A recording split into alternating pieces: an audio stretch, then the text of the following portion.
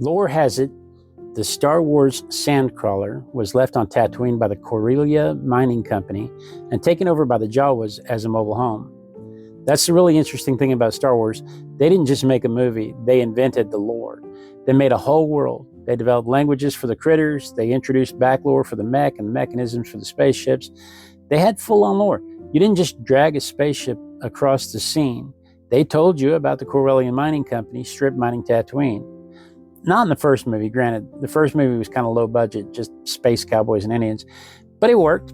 Space wizards, It worked really well, and it gave them the budget to do what they really wanted to do. But in the subsequent movies, we had languages being developed for different species of aliens. We had back lore, like we found out the Corellian Mining Company strip mined Tatooine, which is partly why all of Tatooine is a desert. And they left all the mech behind. These were the mining ships. These were the Sandcrawlers, mining vessels. They were mobile refineries. They would go out, drop them, and then they would just mine for spice. Kind of like those things from Dune.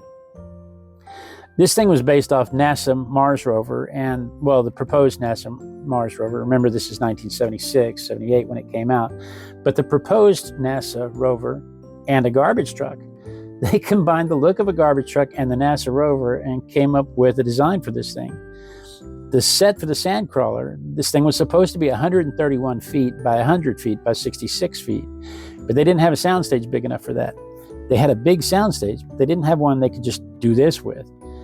They didn't have big mech that they could just drive around with, so they made a set that was about 66 feet apart, and they did everything else with mirrors and models and matte paintings. Lucas Light and Film kind of invented the technique of using mirrors and matte paintings in perspective and models in combination with each other to make a scene more epic than it would have otherwise been. They didn't actually invent the technique, but they certainly perfected it, because when Star Wars came out in 77, we could easily have believed that they shot some of these scenes in space.